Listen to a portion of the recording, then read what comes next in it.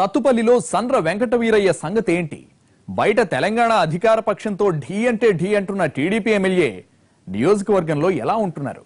అభివృద్ధి నిధులు సక్రమంగా అందుతున్నాయా? ఏడుకొండల వెంకన్న వీరయ్యను ఆదుకుంటున్నాడా? సత్తుపల్లిలో అసలు ఏం జరుగుతోంది?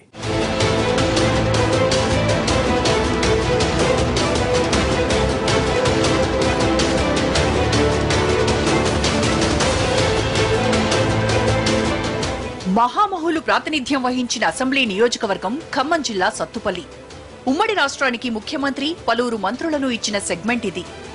1952 నుంచి 78 దాకా వేంసూరు పేరుతో ఉన్నదే తర్వాత సత్తుపల్లిగా మారింది. 52లో ఇండిపెండెంట్ గా పోటీ చేసి ఓడిన జలగం వెంగళరావు తర్వాత కాలంలో ముఖ్యమంత్రి, కేంద్ర మంత్రి అయ్యారు. వేంసూరు కేంద్రంగా ఉన్నప్పుడు 3 సార్లు, సత్తుపల్లి నుంచి ఒకసారి గెలిచారు వెంగళరావు. 78 ఎన్నికల్లో ప్రముఖ కవి కాళోజీ నారాయణరావు ఇక్కడే జలగం మీద పోటీ చేసి ఓడిపోయారు. టీడీపీ హయాంలో మంత్రి పదవులు నిర్వహించి ఇప్పుడు తెలంగాణ సర్కారులో కీలకంగా ఉన్న తుమ్మల నాగేశ్వరరావు కూడా పునర్విభజనకు ముందు వరకు ఇక్కడి నుంచే ప్రాతినిధ్యం వహించారు. వెంగళరావు కుమారుడు జలగం ప్రసాదరావు ఇదే నియోజకవర్గం నుంచి గెలిచారు. సత్తుపల్లి, వేంసూరు, పెనుబల్లి, కల్లూరు, తల్లాడ మండలాలు ఈ పరిధిలో ఉన్నాయి. మొత్తం ఓటర్ల సంఖ్య 2,17,162. అందులో 40% ఎస్సీలు కాగా 30% బీసీ ఓటర్లు, 10% ఓసీలు, మిగతా 10% ఇతరులున్నారు. భౌగోళికంగా తెలంగాణలో ఉన్నా ఇక్కడ ఆంధ్ర సంస్కృతి ఎక్కువగా ఉంటుంది.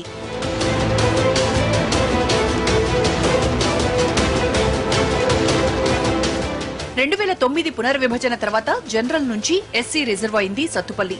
ఆ ఎన్నికల్లో మాజీ మంత్రి సంభాని చంద్రశేఖర్ మీద గెలిచారు సండ్ర. టీడీపీలో ఉన్నప్పుడు తుమ్మల వేసిన పునాదులు తర్వాత సండ్రకు ఉపయోగపడ్డాయి. 2014లో కూడా తన సామాజిక వర్గం ఓట్ల బలంతో గెలిచారాయన. ఎవరు ఏ కార్యక్రమానికి పిలిచినా వెళ్తారు, వెంటనే స్పందిస్తారన్న పేరు ఉన్నా అభివృద్ధి పనులు మాత్రం చేయలేకపోతున్నారన్న అసంతృప్తి పెరుగుతోంది. నియోజకవర్గంలో ప్రధాన సమస్య వైద్యం. ఏరియా ఆసుపత్రులకు అభివృద్ధి కమిటీ చైర్మన్ హోదాలో ఉన్నా ఎమ్మెల్యే ఏం చేయడం లేదంటున్నారు స్థానికులు. సత్తుపల్లి హాస్పిటల్ బిల్డింగ్ కూలడానికి సిద్ధంగా ఉంది. పెనుబల్లిలో పేరుకు 50 పడకల ఆసుపత్రి తప్ప సరిపడా సిబ్బంది కూడా ఉండరు. ఇక్కడ మెయిన్ డాక్టర్ ప్రైవేట్ హాస్పిటల్ నడుపుకుంటూ డ్యూటీకి రావడమే మర్చిపోయారు. ఆ హాస్పిటల్ ఎంతవరకు అభివృద్ధి అనేది అక్కడ స్థానికంగా పేషెంట్లు కానీ ఇక్కడి నుంచి దూర ప్రాంతాన్ని తరలించడానికి కూడా అంబులెన్స్ లేదు, అంబులెన్స్ డ్రైవర్ లేడు, స్థానికంగా ఇంకా స్టాఫ్ లేదు. దీని గురించి అసలు ఆయన పట్టించుకోలేదు. అట్లాగే రోడ్ల సమస్య కానీ, ఇట్లా విజయమంజరు ఎస్టీల తండా కానీ, ఇటు బుడగజంగ కాలనీ కానీ, ఇక ఎమ్మటన్న సమస్యలు కూడా ఆయన దృష్టికి ఉన్న కార్యకర్తలు తీసుకెళ్లలేకపోతున్నారు, అతను చేయలేకపోతున్నాడు. కల్లూరు ఆర్టీసీ బస్టాండ్ ఖాళీగా ఉండటంతో అసాంఘిక కార్యకలాపాలు జరుగుతున్నాయి. పెనుబల్లి మండలం బిఎం బంజర్ బస్టాండ్ 4 రహదారుల కూడలి. అయినా ఇది డంపింగ్ యార్డ్ తో సమానంగా ఉంటుంది. భద్రాచలం, హైదరాబాద్, విజయవాడ, గుంటూరు, రాజమండ్రి, విశాఖపట్నంకు వెళ్లే బస్సులన్నింటికీ స్టాపింగ్ పాయింట్ ఇది. అయినా కనీస సదుపాయాలు లేవు. ఇక్కడ కాసేపు కూర్చుంటే రోగాలు ఖాయం. ప్రయాణికులు చూశారు కదండి, ఎక్కడ ముక్కు మూసుకొని కూర్చునే పరిస్థితి ఉంది బస్సు వచ్చే వరకు. ఎమ్మెల్యే గారు దీని మీద చొరవ తీసుకోవట్లేదు.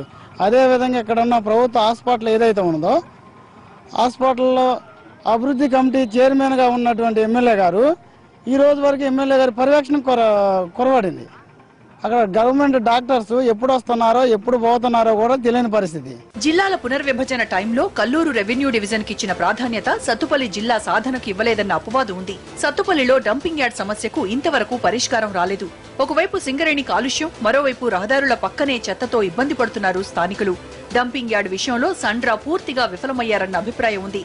సింగరేణి ప్రభావిత ప్రాంతాల్లో తీవ్ర నీటి ఎద్దడి ఉంది. పరిష్కారం దిశగా ఆయన అస్సలు కృషి చేయలేదంటున్నారు.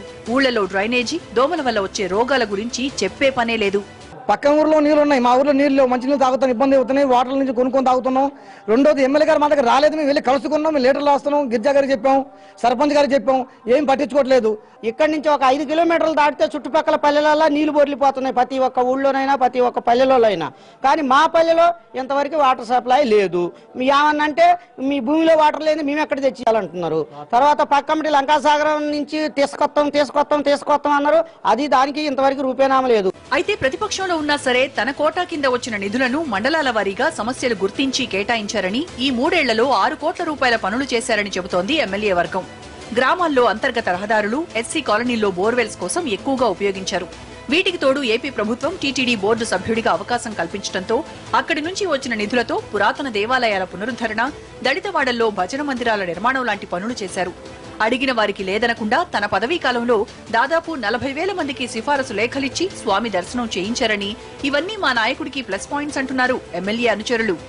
నీరు లేని కాడ నీరు, సిసి రోడ్లు, డ్రైనేజీ వ్యవస్థతో ఇవన్నీ చేసుకుంటూ తనదైన ముద్రతో రాజకీయాల్లో కొనసాగుతున్నారు. దగ్గర 300 మందికి మోకాళ్ళ ఆపరేషన్లు చేపించడం జరిగింది. అక్కడి నుంచి ఒక 100 భజన మందిరాలు, అలాగే టీటీడీ నిధుల నుంచి దగ్గర 7-8 కోట్ల రూపాయలు తన పదవి కాలంలో తీసుకొచ్చి దేవాలయాల పునరుద్ధరణ కోసం తన శక్తివంతం లేకుండా కృషి చేస్తున్నారు. సండ్ర రాష్ట్ర ప్రభుత్వంతో సఖ్యతగా ఉండాల్సింది పోయి గిల్లి కజ్జాలకు దిగుతున్నారని, అందుకే రావాల్సిన స్థాయిలో నిధులు రావడం లేదన్నది స్థానిక టీఆర్ఎస్ నాయకుల వెర్షన్. ఇది ఎస్సీ కాన్స్టిట్యున్సీ.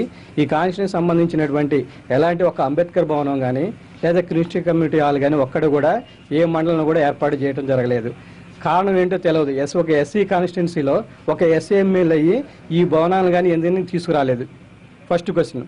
తర్వాత ఈయన వచ్చిన తర్వాత ఆయన ఎంప్లాయ్మెంట్గా ఎవరికి ఎలాంటి అవకాశాలు ఇప్పించడం కూడా లేదు. ఒక్క సండ వెంకటేశ్వర లేదు మాత్రం ఎలాంటి అభివృద్ధి ఇక్కడ జరగలేదు అని చెప్పడం మాత్రం వాస్తవం.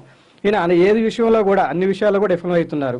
కారణం ఏంటంటే ప్రభుత్వంతో ఈయన సరిగ్గా ఉండకపోవడం వల్ల, మిత్రపక్షం లేకపోవడం వల్ల, ప్రభుత్వంతో ఎప్పుడు పడితే అప్పుడే వాళ్ళతో గడ్జి పెంచుకొని వాళ్ళ నుంచి ఎలాంటి నిధులు రాబట్టలేకపోవడం వల్ల సత్తుపల్లి ఆయన హయాంలో జరగలేకపోయింది. ఎమ్మెల్యే మాత్రం తనకు రాజకీయాల కంటే నియోజకవర్గ అభివృద్ధి ముఖ్యమంటున్నారు. టీఆర్ఎస్ లోని నాయకులతో ఉన్న సన్నిహిత సంబంధాలను ఉపయోగించుకుని పనులు చేస్తానంటున్నారు. 132 kV సబ్స్టేషన్ కానివ్వండి, 220 kV సబ్స్టేషన్ కానీ, 6 33/11 సబ్స్టేషన్లు లో వోల్టేజ్ సమస్య పరిష్కరించే దానికోసం నిర్మాణం పూర్తయి 220 kV సబ్స్టేషన్ నిర్మాణం దశలో ఉన్నది. రోడ్ల పరంగా అన్ని రోడ్లు కూడా వెడల్పు కావటమే కాకుండా జిల్లా కేంద్రానికి వచ్చే రహదారులు కూడా డబుల్ రోడ్డుగా చేసే విధంగా R&B రంగంలో ఉండటం అనేది జరిగింది. పంచాయతీరాజ్ రంగంలో కూడా గ్రామీణ ప్రాంతంలో ఎక్కడైతే మట్టి రోడ్లు ఉన్నాయో వాటిని నిర్మించే దానికోసం కూడా కొంత ప్రయత్నం అనేది జరగడం జరిగింది. అదేవిధంగా మైనార్టీల కోసం ఒక స్కూలు, ఈరోజు మహిళల కోసం ఒక డిగ్రీ కళాశాల మంజూరు దశలో సత్తుపల్లి నియోజకవర్గంలో విద్యాపరంగా ఉండటం కాకుండా నాగారం సాగర్లో నీళ్ళు రాక ఇబ్బంది తప్ప ఇరిగేషన్ పరంగా కూడా కొంత అభివృద్ధిలో ముందున్నటువంటి జరిగింది. వైద్య పరంగా కూడా సత్తుపల్లిలో ఇప్పుడు చెన్నారెడ్డి గారు ముఖ్యమంత్రిగా ఉన్నప్పుడు ఉన్న బిల్డింగ్ ఉన్నది, అది శిథిలావస్థలో ఉన్నది. దాన్ని నిర్మాణం చేయాల్సిన అవసరం ఉన్నది. పెనుబలిలో కూడా వైద్య విధాన పరిషత్ బిల్డింగ్ కూడా ఉన్నది, వాటిని కూడా నిర్మాణం చేయాల్సిన అవసరం ఉన్నది. రాజకీయంగా చూస్తే ఓటుకు నోటు కేసులో సండ్ర పేరు ఉండటం 2 రాష్ట్రాల్లో సబ్జెక్ట్ అయినా నియోజకవర్గ ప్రజలు మాత్రం పెద్దగా పట్టించుకున్నట్టు కనిపించలేదు. ఖమ్మం మార్కెట్ యార్డ్లో ఇటీవల మిర్చి రైతుల తరపున చేసిన ఆందోళన ఆయనకు మైలేజ్ తీసుకొచ్చింది. సత్తుపల్లి నియోజకవర్గంలో కమ్మ సామాజిక వర్గం ప్రభావం ఎక్కువగా ఉండటం, ఆంధ్ర సరిహద్దు ప్రాంతం కావడం పార్టీ పరంగా సండ్రకు కలిసొస్తున్నాయి. గడిచిన 2 విడతల్లో పార్టీలకు అతీతంగా ఎస్సీలను ఏకతాటి మీదకి తీసుకురావడంలో సక్సెస్ అయ్యారు సండ్ర.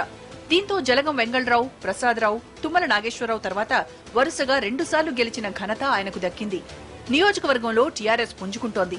తుమ్మల నాగేశ్వరరావు పార్టీ మారాక నియోజకవర్గం వేరే అయినా గతంలో ఉన్న ఆయన అనుచరులంతా కారెక్కేశారు. దీంతో టీడీపీ పట్టు కోల్పోతోంది.